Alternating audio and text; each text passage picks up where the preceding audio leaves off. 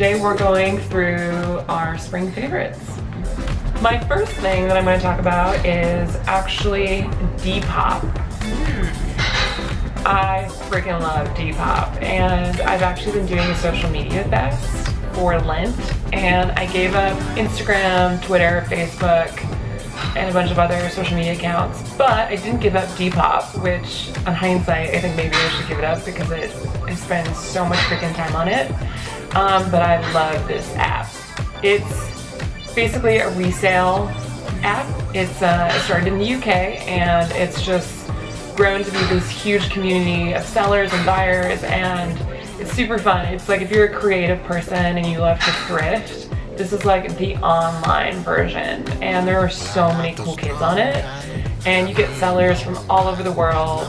But I love buying from people like the middle of nowhere. They just find the coolest stuff in thrift stores, and then they throw it on this app, and people are making bank. It's been really kind of shocking. But anyways, Open House Collective, we have a Depop store, so you should check it out. And we're selling stuff. Like I have some Vans up there, I have some Alexander Wang booties, a lot of shoes because I tend to buy shoes impulsively and then they don't fit. It's really annoying actually, I need to work on that. I bought this on Depop actually, my vintage Gucci sweater. It's a fake sweatshirt. It's like the fake Gucci sweatshirts from like the 80s or 90s. And there's actually no tag, so I got it at like a steep discounted price. It was like $100. Like it's crazy, these sweatshirts on eBay are going for like easily $200-300, which I think is ridiculous. Yeah. But I snagged it up from a seller in Philadelphia actually for like $100. Literally, she posted it and I bought it. Good. Which I found out a girl at my work had seen the same sweatshirt and like wanted to purchase it, but I had gotten it before her. Yeah. And then we like connected the dots. It was pretty funny. And then another fun purchase is this like basic tee, but right on the breast there's embroidery that says Nasty Woman. And I bought this on Depop for like, I think $24. I bought it for the Women's March. It's cool. It's like if you are someone who like makes things and loves to sell it, like on eBay or Etsy, Depop is another option as well. Like there's massive communities on Depop, and there's like this whole culture behind it, and I love it. Alright, so what am I gonna do? Since you talked about an app, maybe I'll talk about an app too. Yeah, do it. So actually one of my favorite apps, which I didn't know that Cam didn't know about it until I told her this morning, but I've had it for a long time. Refinery 29 launched a news app. So basically it's just like you check it every morning, and it has 8 different articles and like a little outline about it. So it's called This AM, and it's this green icon here. It's just This AM by Refinery 29, and then when you open it up, it just loads it. It looks like this, and it says 8 things to know this AM and Saturday. So I click on that, and then they have like these little sections. So one is in the know, so there'll be something about, it could be anything, and the reason why I really like it because it's like very serious articles, like there would be politics will be covered, or like breaking news will be covered. Cool. But then there'll be something like from pop culture, so it's like feels like you're kind of getting a little bit of everything. So in the know today, Congress warned President Trump about deleting his post on Twitter. What? So you like read the title, and then you can read more, and then that takes you to the article. So you get this little snippet. I'm like, oh, I know this now.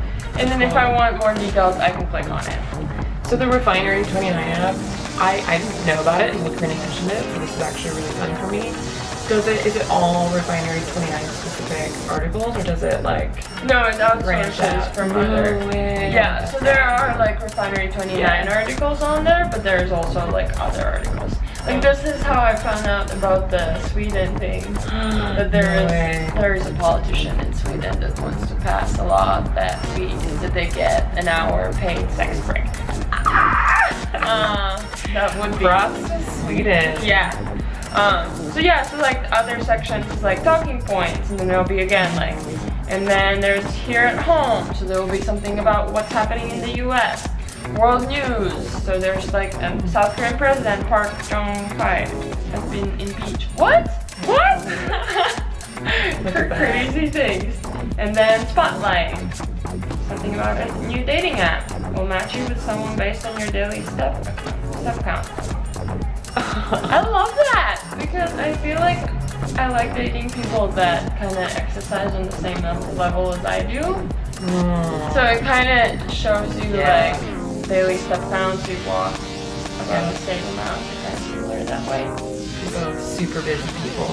So it's like 8 That's awesome. little sections, really cool. I always read it. Sometimes I read it in the morning on the train, or I'll read it before end of day, like in my bed, just like get a little update. Yeah, just really cute. This is a beverage that I've been really into. Dirty Lemon. I probably noticed Dirty Lemon first on Instagram, but it was really cool. I thought it was really unique packaging, and didn't really understand what it was about until the owner of Dirty Lemon actually came to my work and talked about Dirty Lemon. It's a company that's been around for just a year, and it's a super unique product. It's a product that you can only purchase via SMS, so just through text messaging. So it's not, you can't purchase it at Whole Foods or at a bodega. This one is the Detox drink. There's 4 different options. The Detox drink is basically really simple on all natural ingredients. It's filtered water, cold pressed lemon juice, dandelion root, ginger root, and activated charcoal, which is super cool. So that's why it's actually like this dark charcoaly color. And you're supposed to drink it right before bed, and it really just, it cleans out your stomach of unhealthy impurities, and you should do it right before bed. And I don't know, it tastes really delicious. It's kind of got this earthy, lemony taste to it, but it's enjoyable. Like, I don't mind drinking it, and it's cool that the charcoal is good for me. And they have one without charcoal too, right? They do. Yeah, so there's Detox, there's an energy one, there's a skin and hair one, and there's a sleep one. And it's direct to consumer, so it's just business to you, direct to your mailbox, which is pretty cool. You tried it, right? Did you like it? Yeah. I mean, like, look at this bottle, it's really pretty. All right. This. So huge fans of this. Huge fans, no bias at all, no. So this candle, it's a Novell Studios candle, and you might have seen them around. It's carried at Detox, and Meat Supply has the candle as well. It's designed by a Brooklyn-based architect. Yeah, he's in Brooklyn. He makes the candles himself, so they're handmade. Handmade, yeah, it's just really nice. So it's Novell Studios. The bottom is actually concrete, and then the top is soy wax. So the one that I have here that I haven't used yet is a new scent and a new color. He started out by making a white one, and the white one was Palmarosa. And I love the white one, so that's why I can confidently talk about this one. Even before burning it, it's really beautiful, it smells nice, and because it's soy wax, you could even like use the wax a little bit and like put it on your lips or something, you know, it's just like, it's healthy, it's all natural. And then once it burns down, you have this little concrete part that's left. So it's definitely not just a candle, it's a design piece. And arguably, if it goes for $100, and you know, do you want to pay $100 for a candle? Yes, if it's a design piece. Yeah, no, it's really great. So this has definitely been my favorite. It's beautiful. Yeah. The all white one is really gorgeous too, and it's a nice size. Like, it's a nice weight. So yeah, burns 60 hours.